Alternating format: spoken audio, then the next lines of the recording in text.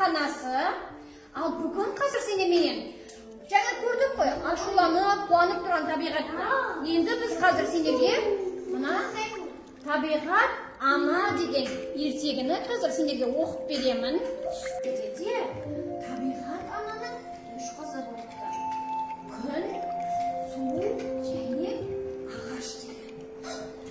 Олар табиғат анадан сұрапты. Анашым, біз сені қартайғаныңды қаламаймыз. Біз сенің қалай жас күйіңді көрсек болады. Yani kun adamlarga ne silayım dedi. Жарық. Biz күнделікті қоқысты шығарғанда қайсы қоқысты қандай жәшікке саламыз? Бізде қайтадан өндіретін қоқыстар бар және өндірілгісі келмейтін қоқыстар бар, иә? Қараңдар. Сендердің велосипедтері сынып қалса, машиналар сынып қалса, оның темірі біз қара жәшікке апарып саламыз. Қоңыр жәшікке саламыз.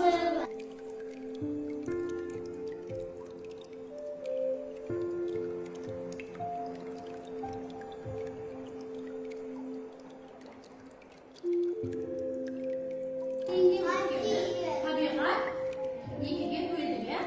Жанды табиғат, жансыз табиғат деп екіге бөлгенбіз. Естеріңде ме? Жанды табиғатқа не жататын еді? Бәріміз бері қарайық суретке. Жанды табиғатқа олар қоректенетін, қозғалатын, өсетін, өлетін, оларды біз жанды табиғат дедік, иә? Қараңдар, мысалы, не өсіп тұр далада? Не өсіп керек?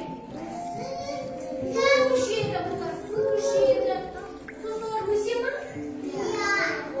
Өседі, иә, үлкен болып өседі. Енді демек ол жанды табиғат па, жансыз ба?